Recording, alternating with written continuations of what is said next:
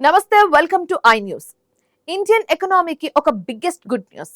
America, Iran దేశాల మధ్య సుమారు 107 రోజుల పాటు నడిచిన ఘోరమైన యుద్ధానికి ఎండ్ కార్డ్ పడడంతో మన దేశీయ మార్కెట్లు సోమవారం ఉదయం ట్రేడింగ్ లో రాకెట్ల దూసుకెళ్లింది. అంతర్జాతీయ మార్కెట్లో క్రూడ్ ఆయిల్ ధరలు భారీగా పడిపోవడంతో అమెరికన్ డాలర్ తో పోలిస్తే భారత రూపాయి విలువ ఏకంగా 58 పైసలు పెరిగి 94.60కి చేరుకుంది.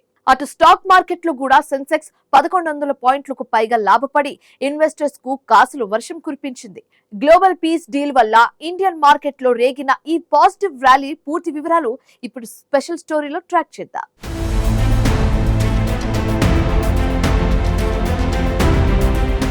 ప్రపంచ చమురు సరఫరాలో సుమారు 5వ వంతు ప్రయాణించే మోస్ట్ స్ట్రాటజిక్ జలమార్గం హార్ముజ్ జలసంధిని మళ్లీ ఓపెన్ చేయడానికి అమెరికా, ఇరాన్ దేశాలు చారిత్రాత్మక శాంతి ఒప్పందాన్ని ఖరారు చేశాయి. అమెరికా ప్రెసిడెంట్ డొనాల్డ్ ట్రంప్ ఆదివారం సాయంత్రం తన ట్రూత్ సోషల్ ప్లాట్ఫామ్ లో ఈ అఫీషియల్ అనౌన్స్మెంట్ చేశారు. ఇస్లామిక్ రిపబ్లిక్ ఆఫ్ ఇరాన్ తో పీస్ డీల్ ఇప్పుడు కంప్లీట్ గా పూర్తయింది. జూన్ 19న దీనిపై అధికారికంగా సంతకాలు జరుగుతాయి. ఈ ఒప్పందంలో ఇరాన్ ఓడరేవులపై ఉన్న అమెరికా నావికా దిగ్బంధనం ముగుస్తుంది అని ట్రంప్ ప్రకటించారు. ఈ బిగ్ స్టేట్మెంట్ అంతర్జాతీయ మార్కెట్లలో నెలకొన్న టెన్షన్లను ఒక్కసారిగా తొడిచేసింది. ఈ పీస్ డీల్ ప్రకటనతో గ్లోబల్ మార్కెట్లు భారీ ఉపశమనంతో స్పందించాయి. ఫ్యూచర్ ట్రేడింగ్ లో బ్రెంట్ క్రూడ్ ఆయిల్ ధర ఏకంగా 4.66% పడిపోయి బ్యారెల్కు $83.26 చేరింది. అలాగే డాలర్ ఇండెక్స్ కూడా 0.22% తగ్గి 99.53కి పడిపోయింది.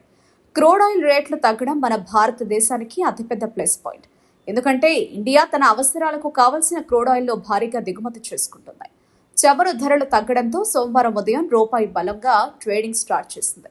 గత శుక్రవారం నాటి 67 పైసల లాభాన్ని కంటిన్యూ చేస్తూ ఈ రోజు ఉదయం డాలర్తో పోలిస్తే రూపాయి 94.70 వద్ద ట్రేడింగ్ ప్రారంభించి ఆ తర్వాత మరింత బలపడుతూ 94.60 స్థాయికి దూసుకెళ్లింది. గత మే 20న ఎన్నడూ లేని విధంగా 96.96 కనిష్ట స్థాయికి పడిపోయిన రూపాయి ఈ దెబ్బతో మళ్లీ రికార్డు స్థాయిలో కోలుకుంది. రూపాయి మాత్రమే కాదు, దేశీయ స్టాక్ మార్కెట్లు సైతం సోమవారం ఉదయం ఓపెన్ అవ్వడమే భారీ లాభాలతో ఓపెన్ అయ్యాయి. ప్రారంభ ట్రేడింగ్ లోనే బాంబార్డింగ్ ర్యాలీతో సెన్సెక్స్ ఏకంగా 1112.70 పాయింట్లు పెరిగి 76,648.74 వద్దకు దూసుకెళ్లగా నిఫ్టీ కూడా 335.55 పాయింట్లు లాభపడి 23,950.40 మార్కును టచ్ చేసింది. Geojit Investments Limited chief investment strategist V K Vijay Kumar ఈ మార్కెట్ గమనాన్ని అనలైజ్ చేస్తూ ఈ శాంతి ఒప్పందం వల్ల క్రూడ్ ఆయిల్ రేట్లు పడిపోవడం రూపాయిని మరింత స్ట్రాంగ్ చేస్తుందని చెప్పారు. దీనివల్ల 2027 ఆర్థిక సంవత్సరానికి భారతదేశం ఎదుర్కొంటున్న కరెంట్ అకౌంట్ డెఫిసిట్ లేదా చెల్లింపుల బ్యాలెన్స్ సమస్య ఇకపై అంత తీవ్రంగా ఉండబోదని ఆయన స్పష్టం చేశారు. రాబోయే రోజుల్లో రూపాయి మరింత బలోపేతం అవుతూ 94.80 నుంచి 94.60 రేంజ్ లోనే స్థిరంగా ట్రేడ్ అయ్యే అవకాశం ఉందని ఎక్స్పర్ట్స్ అంచనా వేస్తున్నారు. అయితే ఇదే టైంలో ఆర్బీఐ ఒక ఇంపార్టెంట్ డేటాను రిలీజ్ చేసింది. విదేశీ మారక ద్రవ్య ఆస్తులు తగ్గడం వల్ల జూన్ 5తో ముగిసిన వారానికి సంబంధించిన భారతదేశ విదేశీ మారక నిల్వలు $711 మిలియన్ తగ్గి $681.610 బిలియన్ పడిపోయాయని శుక్రవారం ఆర్బీఐ తెలిపింది.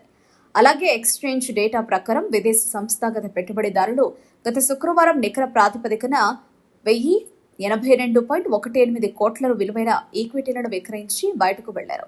అయినప్పటికీ ఈ రోజు కుదిరిన America, Iran global peace deal తెచ్చిన బూస్టింగ్స్ ముందు ఆ నెగటివ్స్ అన్ని కొట్టుకుపోయాయి. క్రూడ్ ఆయిల్ ధరల పతనం ఇలాగే కంటిన్యూ అయితే భారత్లో పెట్రోల్, డీజిల్ రేట్లు తగ్గి ద్రవ్యోల్బణం కంట్రోల్లోకి వస్తుందని ఎకనామిక్ ఎక్స్పర్ట్స్ భావిస్తున్నారు.